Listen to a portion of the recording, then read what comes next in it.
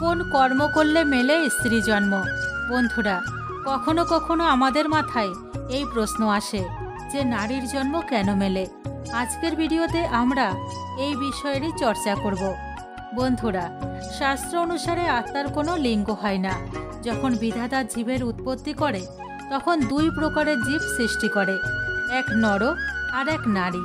কিন্তু কখনো কখনো এমনও হয় পুরুষের স্ত্রী শরীরের প্রাপ্তি হয়, আবার স্ত্রীর পুরুষের শরীরের প্রাপ্তি হয়। কিন্তু এমনটা কেন হয় সেটাই জানার চেষ্টা করব আজকের এই ভিডিওতে। প্রথম কারণটি হলো, যে মানুষ তার জীবন ধারণের স্বভাব চরিত্র স্থির করে নেয় তার সেই অনুরূপেরই জন্মের প্রাপ্তি হয়। মনে করুন, আমি আমার স্বভাব পশুর মতন করে রেখেছি। যে কাজ পশুরা করে আমি একই কাজ করছি। যা পশুর খাওয়া উচিত তাই আমিও খাচ্ছি। তাহলে উচিত রূপে আমাদের জন্ম পশুর রূপেই হবে।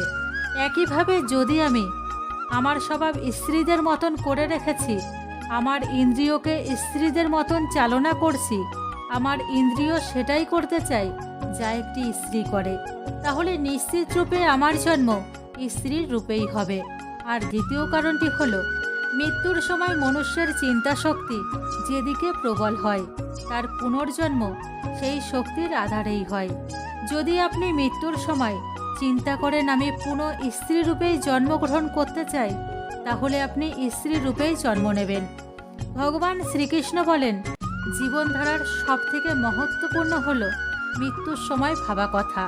মৃত্যুর সময় আমরা যে চিন্তা করি তা আমাদের অন্তিম সময়ে মাথায় থেকে যায়। যদি আপনি মৃত্যুর সময় স্ত্রী রূপেরই কল্পনা করেন তাহলে আপনার পরবর্তী জন্ম স্ত্রী রূপেই হবে। কিন্তু যদি মৃত্যুর সময় আপনি পুরুষের সম্পর্কে ভাবেন তাহলে আপনার পরবর্তী জন্ম পুরুষের রূপেই হবে। বন্ধুরা, ভগবান শ্রীকৃষ্ণ বলেছেন, আমাদের জন্ম যেমনই হোক না কেন আমাদের কর্ম ভালো হওয়া দরকার। যদি আপনার কর্ম ভালো হয় তাহলে ভগবান আপনাকে স্বর্গ প্রাপ্তি করাবেন। আর যদি আপনার কর্ম ভালো না হয় তাহলে আপনার নরকের প্রাপ্তি নিশ্চিত।